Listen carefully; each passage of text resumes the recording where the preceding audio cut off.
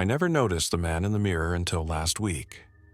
I wish I could tell you I was just seeing things, that it was all in my head. But I know what I saw, and now I can't unsee him. It started small, the way these things always do. Just a flicker of movement while I was brushing my hair. You know that feeling, right? When you catch something moving in your peripheral vision, but when you turn to look, nothing's there. That's how it began for me. I tried to rationalize it away. I was exhausted. Between my college classes and working full-time at this little mom-and-pop diner, I was barely getting any sleep. It's funny how we try to explain away the impossible, isn't it? How we cling to logic even when our instincts are screaming that something's wrong. But then came that night.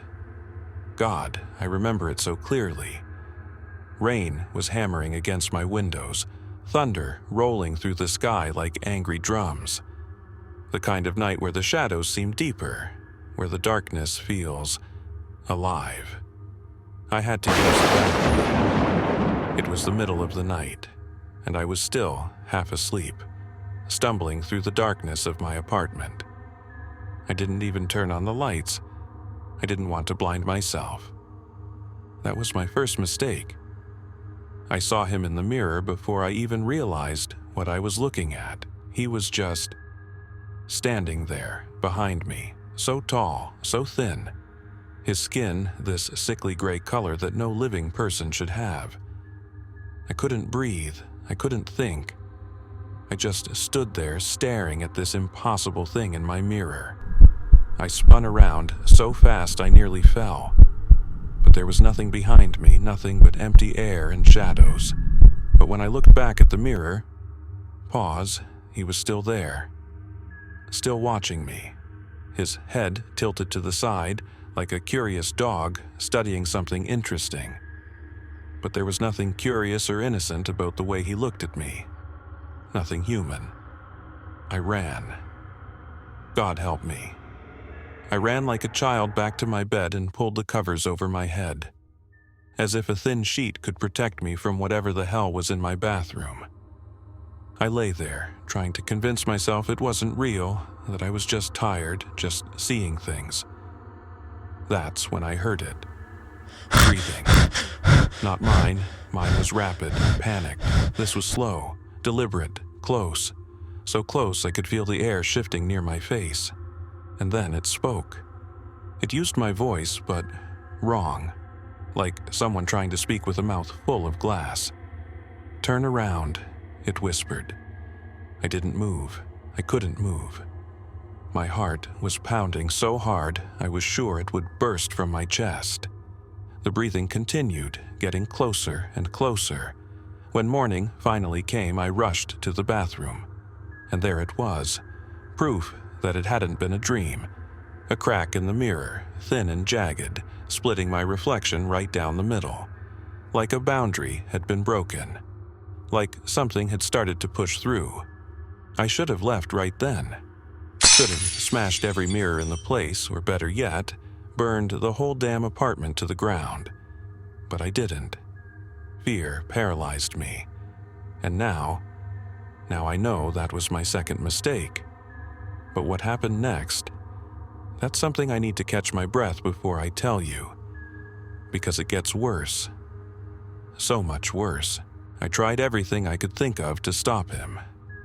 I covered every mirror in my apartment with sheets, turned them to face the walls. I thought that would be enough. God, I was so naive. He started appearing everywhere. Every reflective surface became his doorway into my world. The black screen of my TV when it was turned off. The dark windows at night. Even my phone. I couldn't even look at my phone without seeing him standing behind me in the reflection. Always behind me. Always getting closer. Do you have any idea what that's like? To be afraid of your own reflection?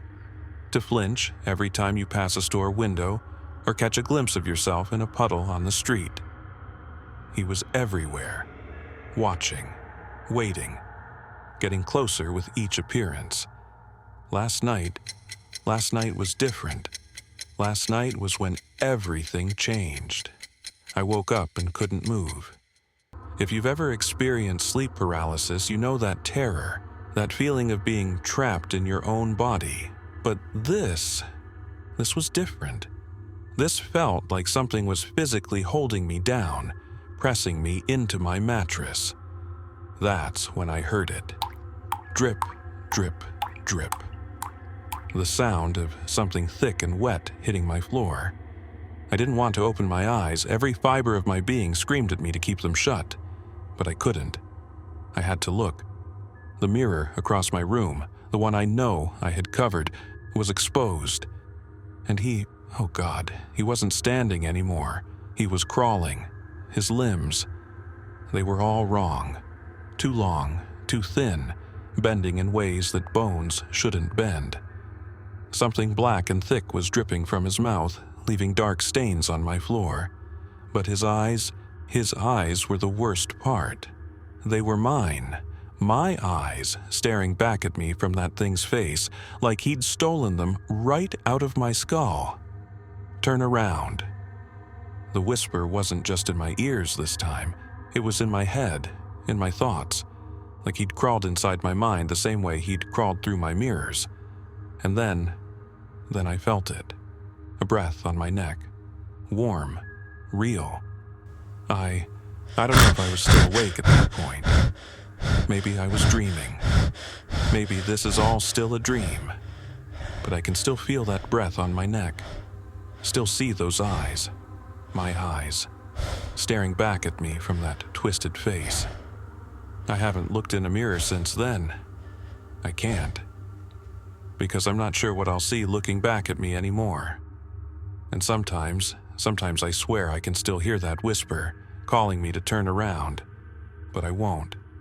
I can't. Because I know that whatever's behind me now, it isn't my reflection anymore.